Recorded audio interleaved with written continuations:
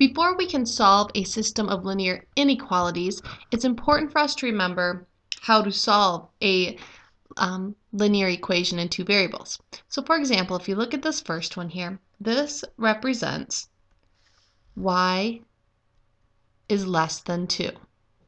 So it says there y is less than 2.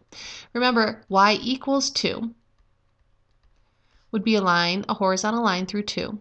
And since we're talking about all the values less than 2, we shaded below it. Also, because it's just less than, it's a dashed line. If you look at this example here, this represents x is greater than or equal to a negative 1. Remember, if we were to graph x equals 1, it's a vertical line, through negative 1. It's a vertical line through negative 1. And it's going to be solid because it can be equal to. And since we're talking about all the values greater than negative 1, we shade it to the right. This last example here represents y is greater than x minus 2.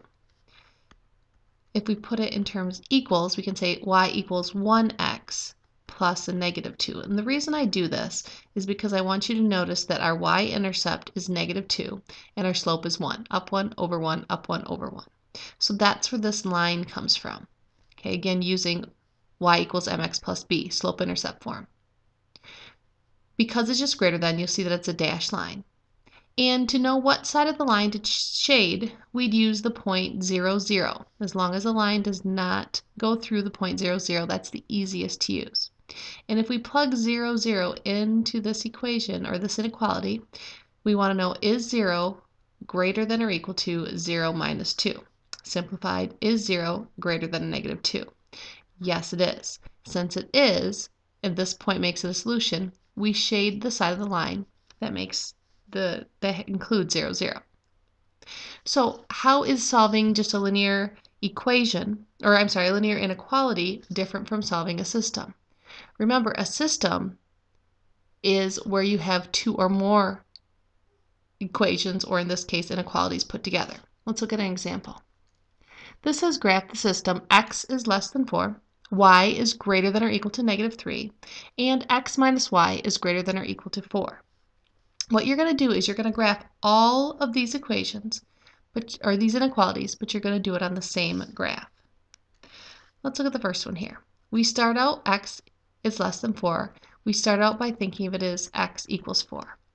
Remember, when we have x equals, x is vertical, or you can think of it as you go to your x-axis at 1, 2, 3, 4, and you're going to draw a vertical line through 4. Before I draw my vertical line, I'm going to double check and see if it's a solid or a dashed line. Because this is just less than, it's going to be a dashed line. So I'm going to put a dashed line through, I'm trying to get on the line here, I apologize, through a dashed vertical line through 4 on the x-axis. Now I've decided which side to shade. Well, we're talking about all the values less than 4, so I'm going to shade to the left. Remember though, it's not good enough to just do that. We have to also do y is greater than or equal to negative 3, or y equals negative 3. Remember, if it's a y equals line, that's going to be a horizontal line through negative 3. Or you go to your y-axis to negative 3, and you're going to draw a horizontal line. Because it can be equal to, we know that that's going to be a solid line. Okay, and I apologize, I know I'm not using my ruler or my straight edge here, but there's a reason. I want to show you that in a little bit. Basically, I can't use dashed lines, so. Anyway, now this is where you have to, notice I'm using different colors here. Sometimes that's helpful, but it might not be practical because we are going to do some erasing. We're talking about all the values greater than or equal to negative 3. That's going to be all the values above this line. Okay. Now, the last one we have is x minus y is greater than or equal to 4. Before we can graph that, we want to put it in slope-intercept form. And I'm not going to worry about the inequality symbol yet. I'm going to subtract x from each side.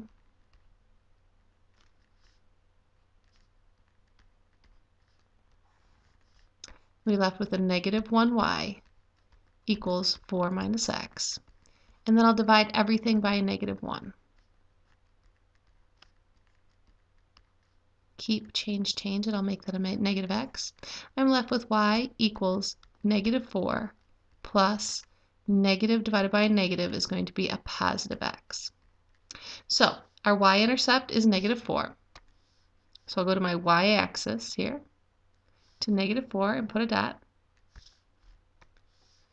And then my slope is 1, or 1 over 1. So I'm going to rise 1, run 1. Rise 1, run 1. And now I'm going to say, since this is greater than or equal to, I'm going to put a solid line. And I will use my ruler tool for this, or my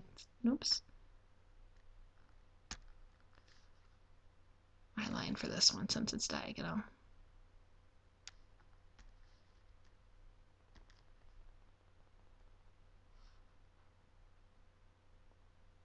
Okay.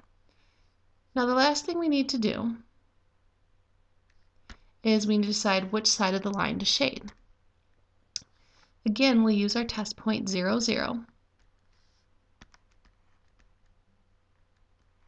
And I'm going to plug it in here for x and for y, because this is the x coordinate and this is the y coordinate.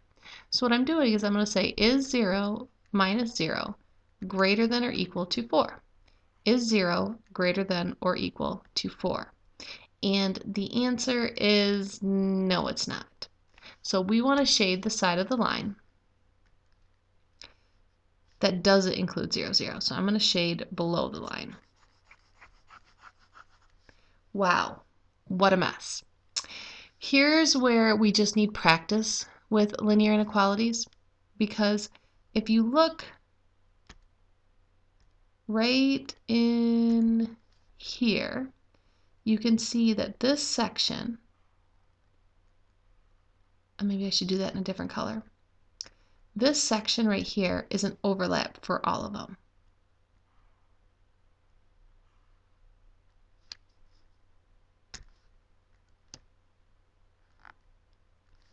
So this section right here actually is our solution. What that means is we need to get rid of all of this extra stuff out here.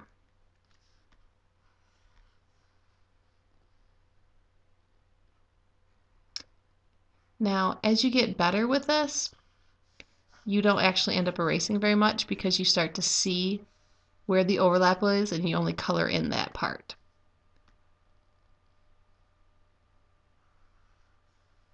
But kind of cleaning this up a little bit, you can see it's only in that green section there that it makes every single equation true.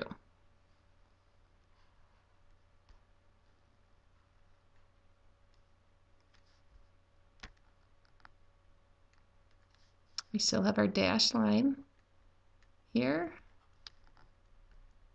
and our solid line here. This part right here in green is the only place where they overlap. So to graph a linear inequality, a system of linear inequalities, you graph each one of the inequalities. Your solution is only where they overlap. So use a pencil because you might have to do some erasing.